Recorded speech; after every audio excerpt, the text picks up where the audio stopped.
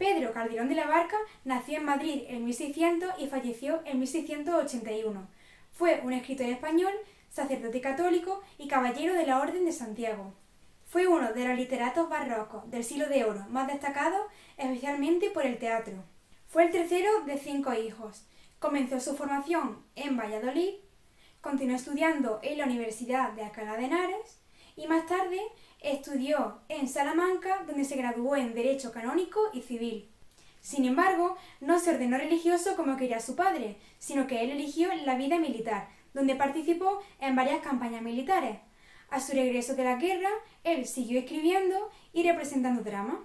Durante sus años mozos estuvo envuelto en bronca debido al juego.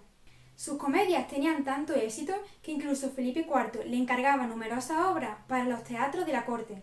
A los 51 años se ordenó sacerdote y años más tarde el rey le impuso el hábito de Santiago y le nombró su capellán personal. Su vida se apagó el 25 de mayo de 1681 en la ciudad que lo vio nacer. Antes de hablar de su obra, veamos algunas curiosidades. Dicen que cuando nació pensaban que estaba muerto, así que lo metieron en un caldero lleno de agua caliente para que reaccionara, y reaccionó. De ahí viene el sobrenombre Calderón.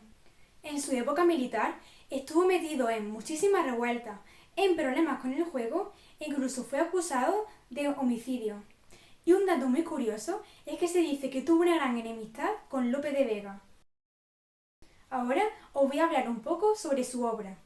Calderón escribía sobre todo comedias y autos sacramentales, y Felipe IV le nombró dramaturgo oficial de la corte.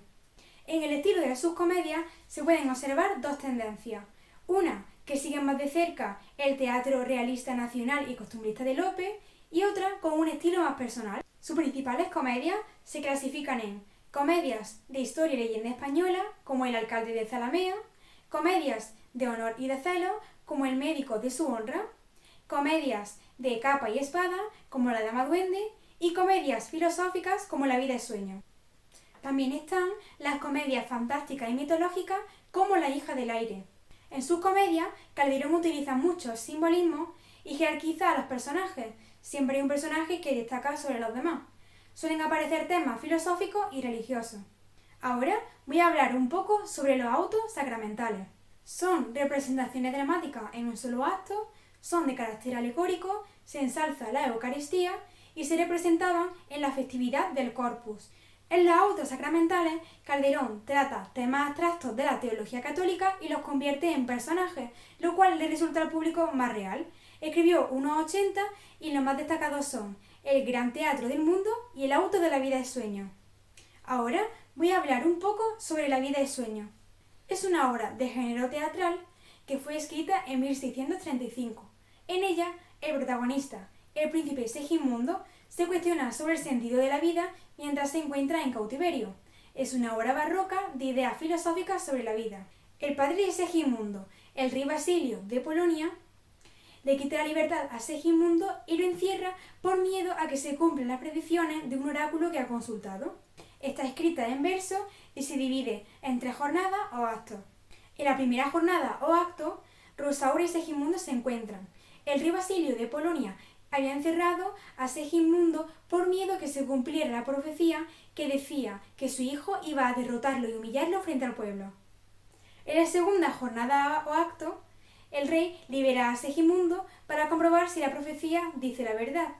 Drogan a Segismundo, lo llevan al palacio y él se despierta en un salón, algo confuso.